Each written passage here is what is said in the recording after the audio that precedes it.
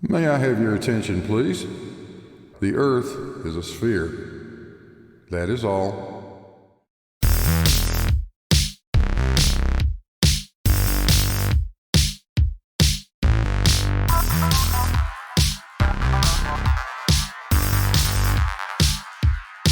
Hello, everybody. Welcome to Blue Marble Science. Well, Anthony Riley's at it again, telling his own special story about gravity and getting everything wrong as usual. So let's get ready for some more phony from Tony. Warning, severe facial and monitor damage alert is in effect. Get out the oven mitts. Push the monitors back out of punching range. And let's light a dumpster fire and have some fun. You believe in gravity. Why do you believe in gravity? Well, to put it simply, it's because we understand its behaviour very, very well. We've also detected gravitational waves at LIGO, and we can use this equation here to make accurate predictions in the real world. Can you tell me the mathematical formula for gravity? Yeah, I just did show you. It was this equation here. It isn't. It isn't. It isn't what? It isn't Newton's equation? What is it that it isn't? Anybody tell me the mathematical formula for gravity? Yep, it's this equation here. It isn't. You're being a twat, Riley. Stop saying it isn't. Tell us what that means. And stop peeing in that fish tank. It's not difficult to find. It isn't. You're right. It isn't difficult to find. You found it with your egg, remember? Riley, what'd you do to those fish? Damn it, Riley. It's not hiding. It isn't. I give up. I'll tell you what, I've looked for it on the internet trying to find out Einstein's maths for it. It ain't there. Right, it appears that that's gravity well and truly dealt with then. It isn't. Oh, we know why you don't like Einstein, Anthony. Einstein was a smart guy. And you're, not. Before anybody posts this in the comment section, I do realise that that is Newton's equation and not Einstein's. But let's remember, Newton's equation tried to describe to us what we see, whereas Einstein's work was more about why we see it. It isn't. Relax. I'll handle this. You're despicable. They're not mutually exclusive, as many flat earthers would have you believe. Anyway, next topic. No. Conspiracy Cats is both wrong on both points. Newtonian gravitation, as we all know if you've been in this topic for more than 2 minutes, you know that Newtonian gravitation was a force. Einsteinian gravity is an effect. They are not the same thing. There is only one gravity, Anthony, just as Conspiracy Cat said. When Newton described it, Newton described what gravity does. Einstein described why gravity does what it does, and he expanded the theory to include extremely massive objects like black holes and things that are moving very, very quickly. You've had this explained to you time and time again, Anthony. At this point, you're simply lying about it. Newton was not describing what we see. Newton was describing a physicality. Something that was pushing or pulling. Even though Newton said, "Do not ascribe gravitation to me" in his letters to Bentley. As usual, Phony Tony just left a word out of the quotation. Let's read what Newton actually said, starting with the second sentence. "'Tis inconceivable that inanimate brute matter should, without the mediation of something else which is not material, operate upon and affect other matter without mutual contact, as it must if gravitation in the sense of Epicurus be essential and inherent in it. And this is one reason why I desired you would not ascribe," here's the word you left out, Anthony, "innate gravity to me." The word innate. Newton is saying, I know what gravity does. I do not know why it does it. Let's read the last sentence. "Gravity must be caused by an agent acting constantly according to certain laws. But whether this agent be material or immaterial is a question I have left to the consideration of my readers." Now, one of those readers was Albert Einstein. And Albert Einstein said, here's why it does this. Matter warps the fabric of space-time.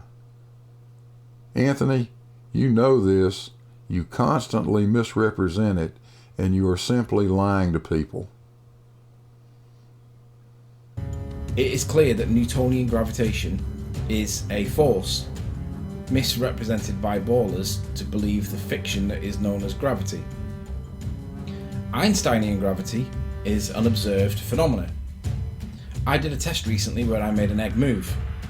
When the egg moved, it's the movement of the egg, as per Einstein's gravitation, that is gravity. It's the effect of the curvature of space-time caused by the uneven distribution of mass. It isn't the why, it's a visualization, a phenomena, an observed phenomena, step one of the scientific method. Anthony, you twat. It's nice to know that you're finally admitting that gravity is what caused your egg to move, but how in the hell do you represent Newton as not being an observed phenomenon? Good Lord, boy. In Newton's time, they could observe objects being attracted to the Earth, and regardless of what mass the object had, it accelerated toward Earth at the same rate. They could observe planets orbiting the sun. They could observe mass attracting mass. How in the hell do you get that as not being an observed phenomenon, you nitwit? In 1915, Einstein surpassed, replaced, superseded, debunked, replaced, whatever a word you want. It became mutually exclusive in 1915, when he submitted his paper on the theory of general relativity. You don't have to like that, but you will accept it.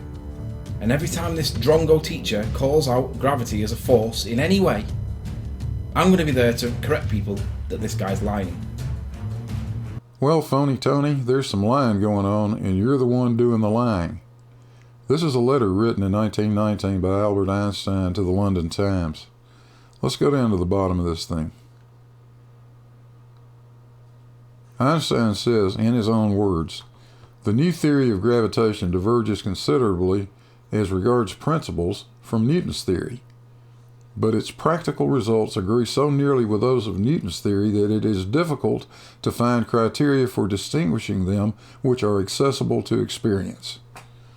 Such have been discovered so far.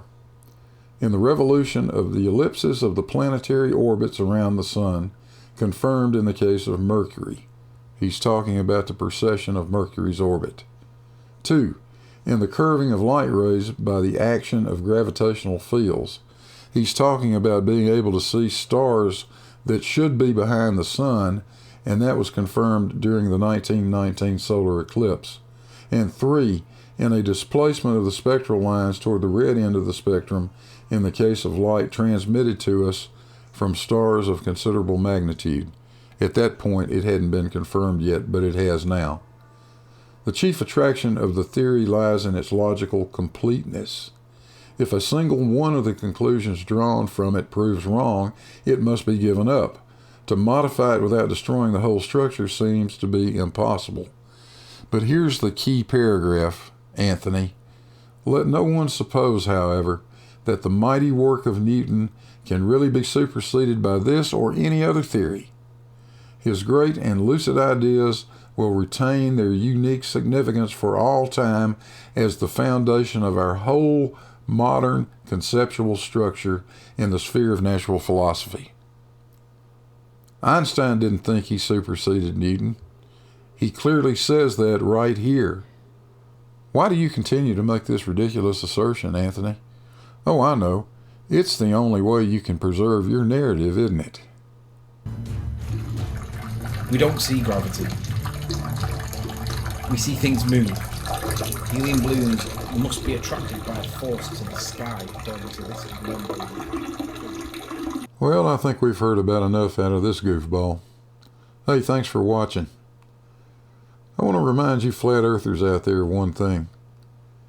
When we say, "How stupid can you be?" that isn't a challenge. It's a question. Hey, don't forget to hit the like and subscribe buttons down there. Click the little bell if you want notifications when we put out new videos. There's a link to the Patreon. It'll be up in the description. And I guess we'll catch you guys on the next one. Hey, Gladys. Let's get out of here.